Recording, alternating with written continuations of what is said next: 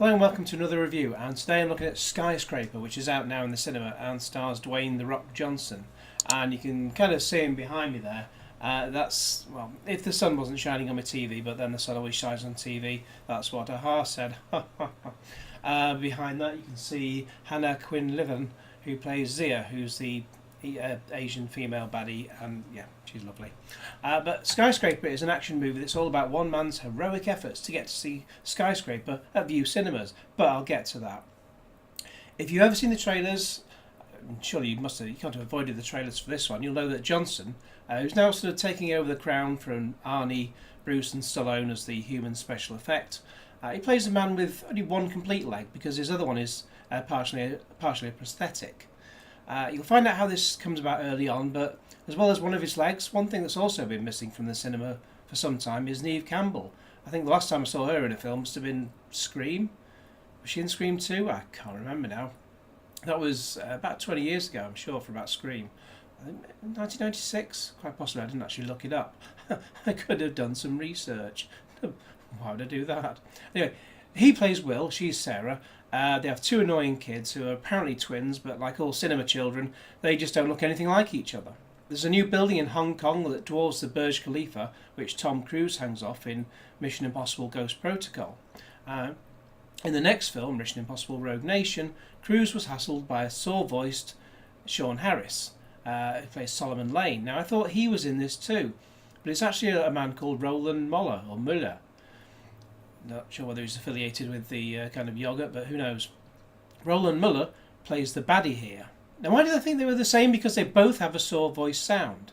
They also look identical. They could basically be brothers from the same mother, so let's get both of them in the same movie. Anyway, that misconception out of the way, and while the bottom half of the building is already spoken for, the top half is due to be residential. But it's not yet open until Dwayne comes along as the big sort of security safety guy, because he's got to give it the go-ahead. Now, in the Pearl, which is a ball-like structure at the top of the tower, it's not just there for decoration. It contains 317 HD screens, which all rise up out of the floor, as they do, and the inside surface of the sphere is made up of 25,000 HD screens. Quite why these are HD, like presumably 1080p, and not 4K ones, I didn't question. But then, when you see some of the other stuff in this film, try questioning that. Now, each of the TVs has 8K cameras inside and out, so at least they future-proof thought with that one. So you can switch them to show the outside and make it look like you're standing in mid-air. Yes, I made a note of all those numbers because I'm geeky like that. Now, there's a point at which the baddies set the building on fire, which means it has unfortunate echoes of the Grenfell Tower disaster because the fire breaks out on floor 96, but those in charge remark that they're over 100 floors higher, so there's no way that the fire can reach them, right? Now, the best thing for me about the film was, of course, Hannah Quinlivan as Zia. She was second in command to Botha, who's played by Roland Møller. I didn't give his name before, did I? It doesn't really matter. He's just a baddie who's just shouting a lot and pointing guns in people's faces. Elsewhere, there's the obligatory Dwayne Johnson takes his top off scene. Well, a shame there wasn't one for her as well. While at one point he declares, if you can't fix it with duct tape, you're not using enough duct tape. Which makes me wonder, was the film sponsored by duct tape? I don't know whether there's more than one manufacturer for that. It's not something I buy on a regular basis. The last time I think I saw that mentioned in a film was 50 Shades of Grey, but that's certainly not what's going on in this film. One slight drawback to the film is that because it has to be a 12 certificate, or PG-13 in America, they have to tone down the violence. It's just so kids can go and see it, but it just means that any sort of violence where people are trying to trade blows with each other, or just, the worst thing is when people get shot and they don't bleed. Last time I remember that happening was in GoldenEye, and that was 1995. I know I'm thinking back a bit for that one, but yeah, loads of people got shot by Xenia on a top, if I remember rightly, with a machine gun, and not a trace of blood. Maybe possibly a little bit from the side of the mouth, but just absolutely nothing else beyond that. It was just utterly ridiculous. While certain elements are meant to be predictable, just go with it and you'll really enjoy it. I mean, it's certainly not meant to be taken at all seriously, and the film itself doesn't take itself seriously. After all, when you see that the Rock can't access the lift for the crane, and you just know he's going to climb up it, and you know, just looking at it, how crazy high it is, You've seen the point in the trailer where he's jumping from the crane to the building, and no one sensible would do that in real life, but it's a film. To that end, if you're not a great fan of heights, there are genuine moments where it can really make you feel like you're there. And I don't like heights. I mean, at least he's the one putting himself in that position, technically, not us. But you do start to worry for those people who might fall, and it does. It really does play on that sort of fear, and it does it very, very well. However, back to the problem of actually trying to watch the film.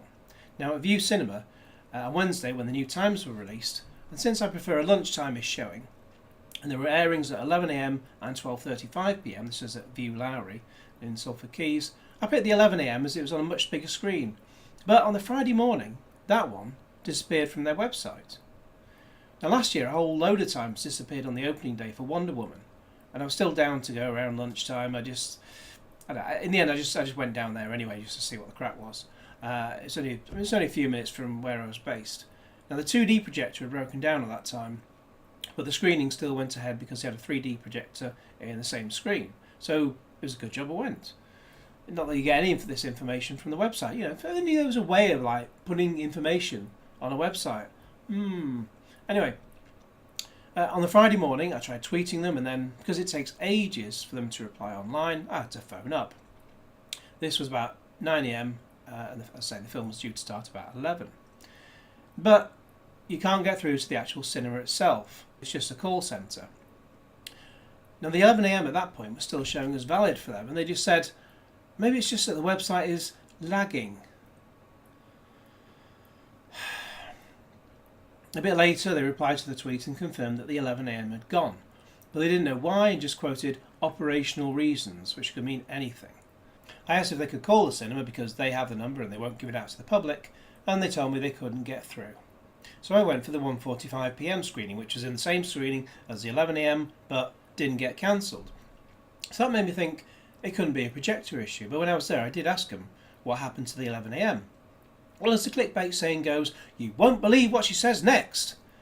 And what she says next will shock and surprise you, and it did. It was cancelled because they had no advance bookings for it. No advance bookings! When it costs 75p to book, and there's no queue, and there's hardly anyone in there most of the time. Anytime. Who books in advance? That's for Saturday night, on the opening weekend, when it's going to be busy, and especially in the IMAX. In a lot of the time it's going to be packed. Not for any other time of day. Certainly not 11 AM in the Lowry, which has less people in there than the Marie Celeste. So what score did I give this out of 10?